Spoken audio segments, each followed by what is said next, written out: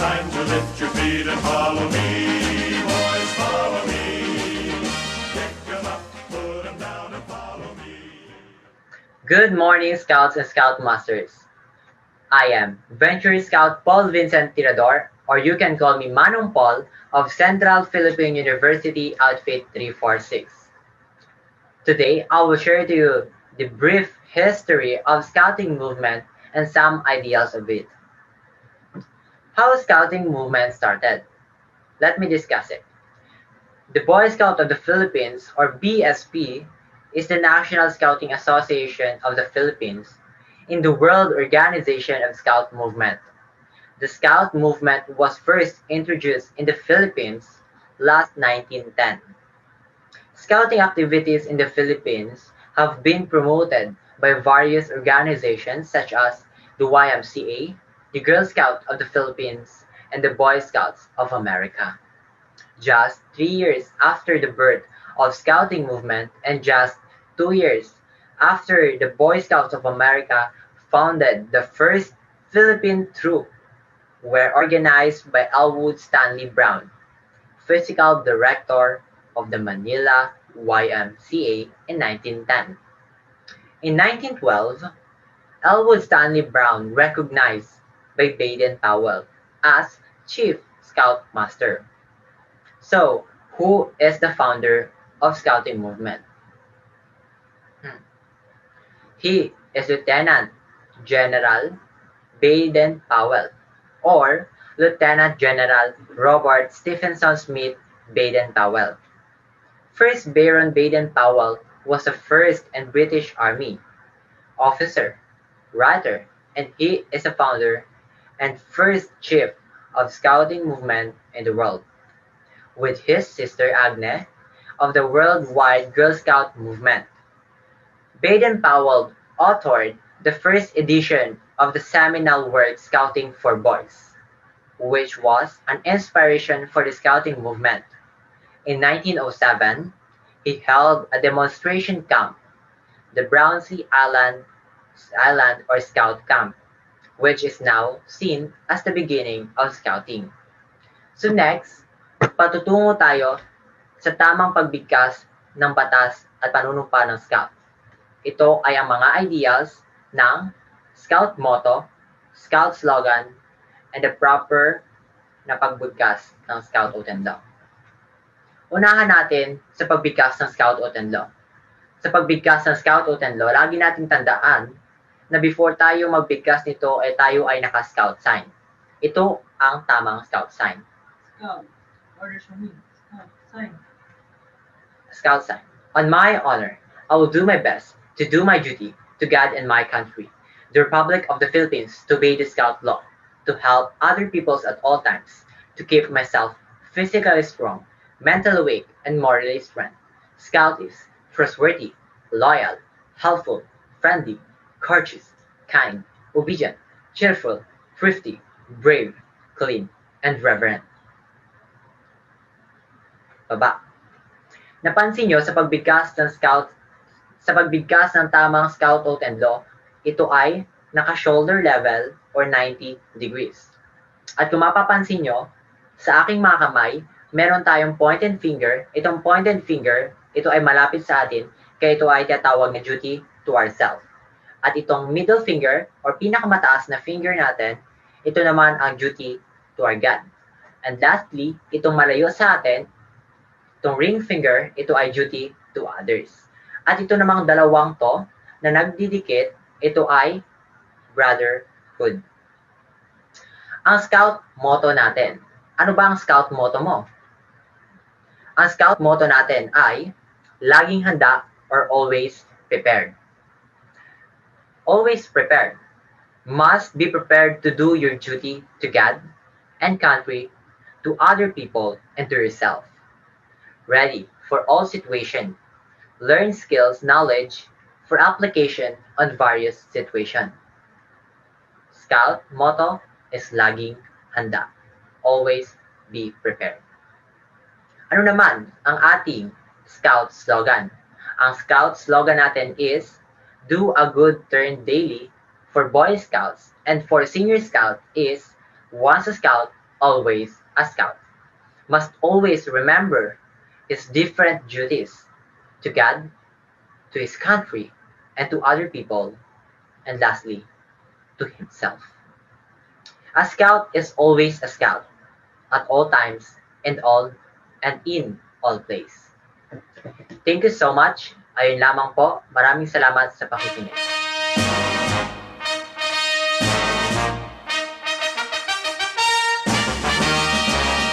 Follow me, boys, follow me. When you think you're really beat, that's the time to lift your feet and follow me. Boys, follow me. Good morning, Scout and Scouters. Welcome to our first ever virtual first aid training. So before we start, let us first know what is first aid and its history. So what is first aid? First aid is an initial, immediate, and temporary treatment given to the sick or injured person by a non-expert until a medical assistance has arrived. The techniques in first aid range from basic to life-saving, and they can manage with or without equipment. History of first aid. June 24, 1859, a battle began in northern Italy called the Battle of Solferino. After the battle, a young businessman from Geneva named Henry Dunant witnessed the suffering and agony brought about from this battle. He led the civilian people, especially the women and the girls, in assisting and caring for the wounded soldiers and civilians. He also helped establish temporary hospitals and secured necessary materials and supplies. He wrote a book titled A Memory in Solferino, which inspired the existence of the International Committee of the Red Cross, or ICRC, in 1863. So what are the roles, responsibilities, and characteristics of a good first aider? You can easily remember this by using the mnemonic KAIPS, or KAIPS. So good first aider must be kind and calm. Gentle hands will let the victim not feel fear or become panicked. Next, a good first aider must be alert and watchful, not only on the victim but also on his or her surrounding. Next is ingenious. A good first aider must know how to apply first aids to the victim with minimal sources, with or without the equipment. He or she must provide or improvise of what is available, giving the best possible care to the patient. Next is being polite. A good first aider should be tactful. He or she should not cause panic or fear, which may just worsen the condition of the patient. Lastly, sensitive. The first aider should make the patient feel comfortable and at ease. Now let's proceed to the bandaging techniques. So before we start, let us first know what is a bandage. So a bandage is a clean fabric that is used to hold the dressing in place and to support the body parts.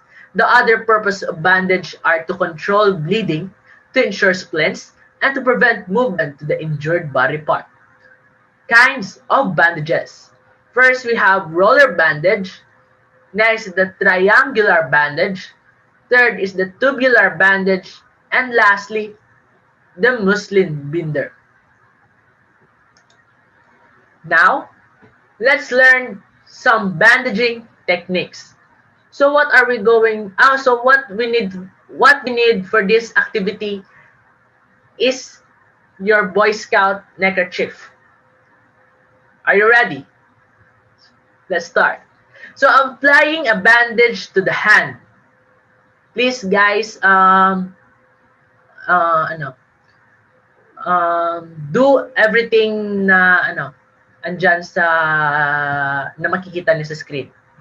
Ha? Thank you. So again, applying a bandage to the hand. Place middle of base of triangle well up on palmar surface of wrist. Next, carry apex around ends of finger. Cover back of hand to wrist and tuck excess fullness of bandage into small pleats on each side of hand. Next, cross each half of bandage towards opposite side of wrist. Next, bring ends of triangle around the wrist. And lastly, tie ends in square knot. For those who do not know what is a square knot is also known as the queen of all knots. It is easy to untie and easy to tie. It can be done by right over left and left over right. Now let's proceed to applying a bandage to the foot. First, center foot upon bandage at right angle to base, with heel well forward of base. Next, carry apex of triangular over toes to ankle and tuck excess fullness of bandage into small pleats on each side of foot. Next, cross each half of bandage towards opposite side of ankle. Next, bring ends of triangle around ankle. And lastly, tie ends in square knot. Next, we have using a triangular bandage as an arm sling. So first is bend arm at elbow so the little finger is about a handbreadth above level of elbow. Second is place one end of triangle over shoulder on injured side and let bandage hang down over chest with base toward hand and apex toward elbow. Third, slip bandage between body and arm. Fourth, carry lower end up over shoulder on uninjured side. Fifth, tie the two ends by square knot at the neck. Knot should be on either side of neck, not in the middle where it could cause discomfort when patient is lying on back. And lastly, draw apex of bandage toward elbow until snug. Bring it around to front and fasten with safety pin or adhesive tape. Lastly is triangular bandage for head injury.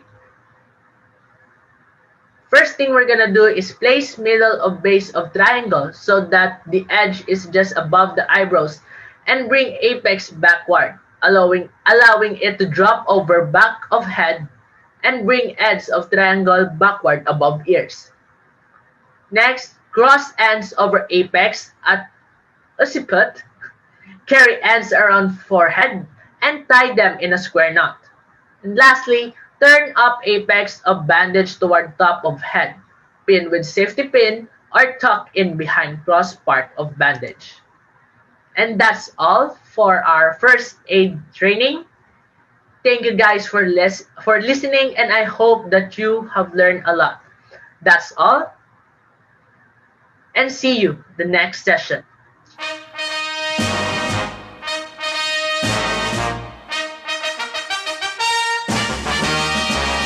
Follow me, boys, follow me.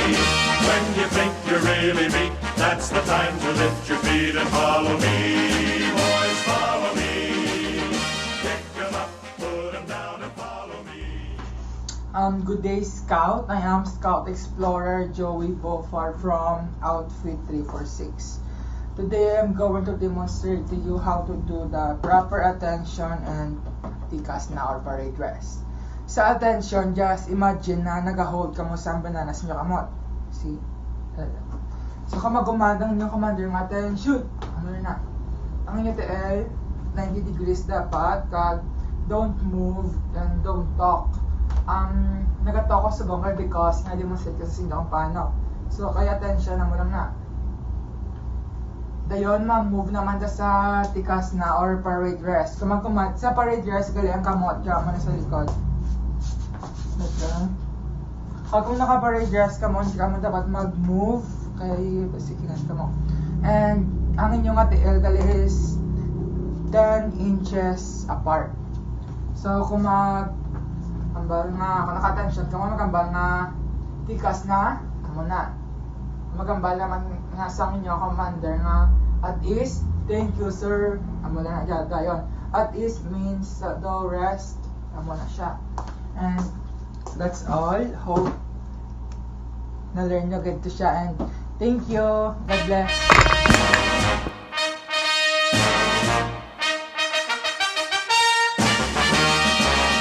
Follow me, boys, follow me.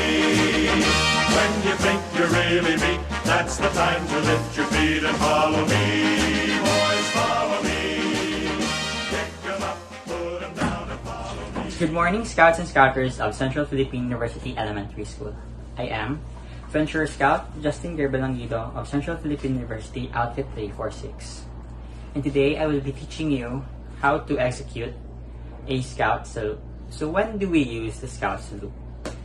We use the Scout salute when we are giving respect to the flag, giving respect to our seniors or higher ups, and to political officers or people who are politicians. So, when do we execute the Scout salute? We execute this when we hear the command, Scout salute. And this is how you execute it. When executing the Scout salute, it must be very snappy. Your hand straight, your arm, straight, and their 45-degree angle from this part of the arm, and your hand touching the tip of, or touching the edge of your glass, or if you don't have any glasses, the tip of your eyebrow. So your hand must be in the Scout sign, this. And if you're wearing a hat, your fingertips touch the edge of the hat. So when do we stop a Scout salute? We stop a Scout salute when someone commands us attention or ready front. So that is how you execute a proper Scout salute. Thank you and good morning.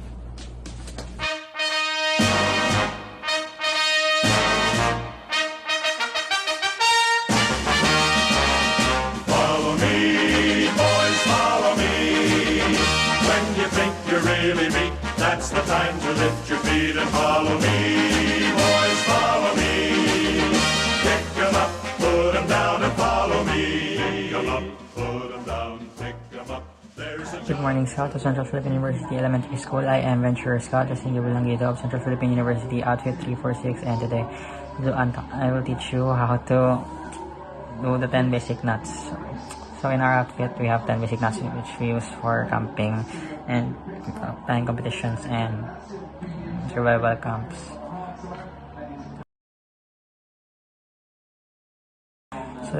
So ang first na tutusin nyo is ang dua ka parts ng rope, which is the working end, which is the hand you use when you are creating a knot end or standing end, the part of the rope where you are not working. So ang first knot is the overhand knot, which is a stopper knot which stops the rope from unraveling. So first is ubra ka mo loop. Next is isulod nyo ang working end nyo sa loop. That is the overhand. The purpose niya is mag-stop ang rope from unraveling, like kung ang BSB baka ginapalibot-libot lang na sila, tatlo ka pieces. So kung ma-overwork sila, ginagaguba sila. So sa purpose ng stopper knot para mauntat ang napaguba.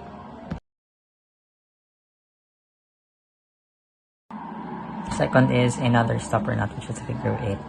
It's same purpose mo lang pero mas secure. So para mag-over figure of 8 knot, first is obra ka loop, then obra ka liwat, palibuton mo, tapos sulod mo sa loop mo sa babaw. So muna ang figure of 8 knot. To 8 ang iyatsura, so that's why we call it figure of 8 knot. Third knot is square knot. So, ini siya, binding knot niya siya, which is used to bind two knots together. It is called the queen of knots, also known as the reef knot, and it is easy to tie and easy to untie. So, most of you nakabalo sa square knot, diba? So, naman siya para mag-over square knot. Right over left, yung mga right, working end right over left, and left. Yung mga standing end, which is not your working end, left over right, and pull. So mabalaan yung mga square natin siya kung square. So paano mag-antay na yung mga tie. And then yung mga party pull mo, and then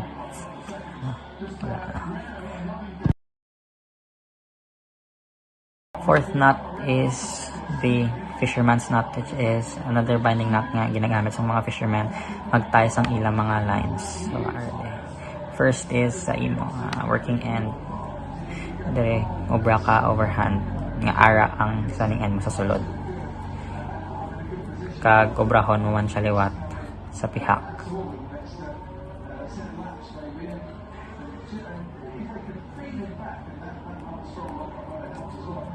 And pull. That is how you do a fisherman's knot. Next knot is a shortening knot, which knot naga-isolate sang damage sa rope or nagapa-shorten. So, tawag siya kay ship shank.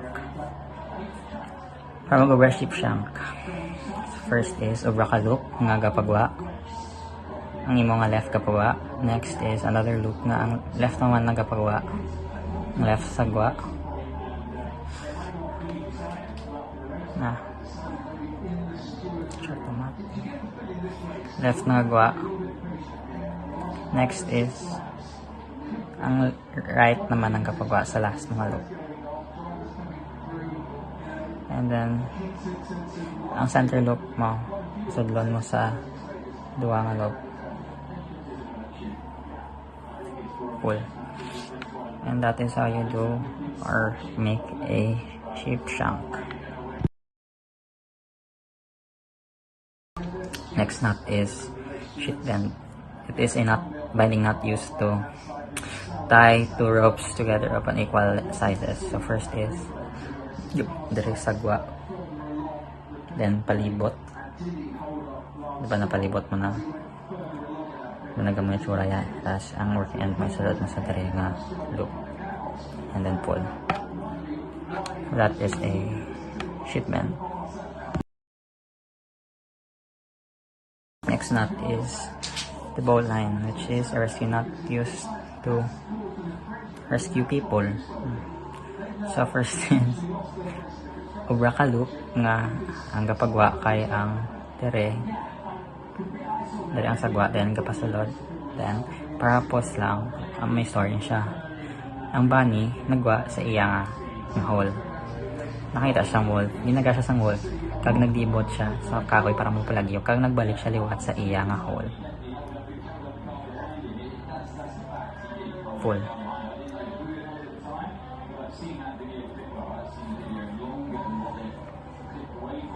Sandali.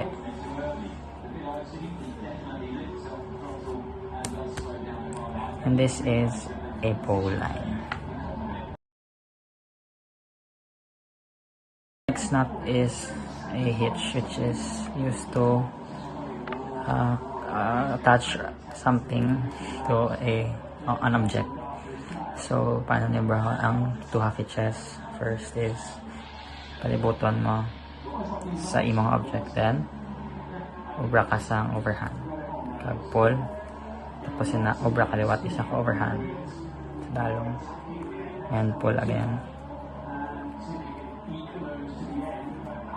and tighten. So this is two half hitches. Second to the last knot is na clove hitch. Ang clove hitch ginagamit mo sa mag-lashing, just na most basic hitch. Di ka pa X-hitch wire, so mabalaan niya kung ano siya. So first is mo danay, palibutan mo danay, tapos na palibutan mo liwat na until sa mag-X churaya, mag-X na, kasi na isulod nyo sa center ya tere, and then butong. So muna ang clove hitch.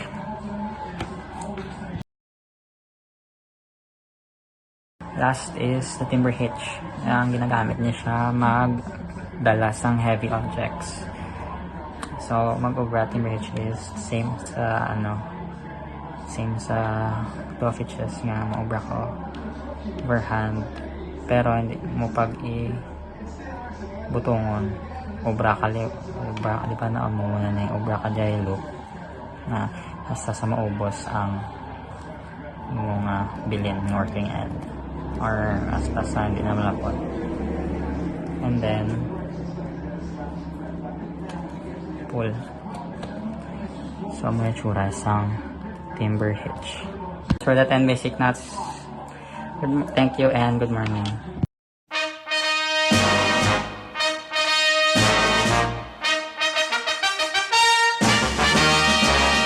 Follow me, boys, follow me. When you think you're really beat, that's the time to lift your feet and follow me. Boys, follow me. Pick 'em up, put 'em down and follow me. Pick 'em up, put 'em down, pick 'em up. There's a job to do, there's a fight to win. Follow me, boys, follow me. And it won't be done till we all pitch in. Lift your chin with a grin and follow me.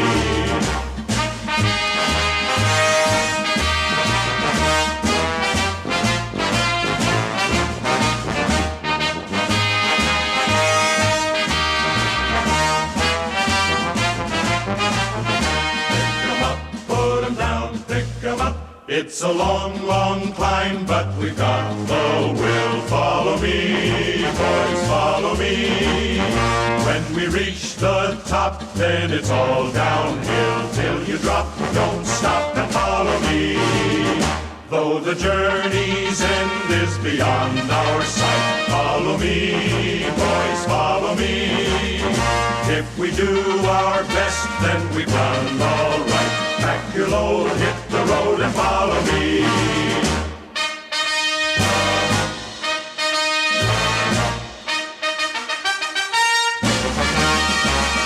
Follow me, boys, follow me. When you think you're really beat, that's the time to lift your feet and follow me. Boys, follow me. Pick 'em up, put 'em down and follow me. Pick 'em up, put 'em down and follow me.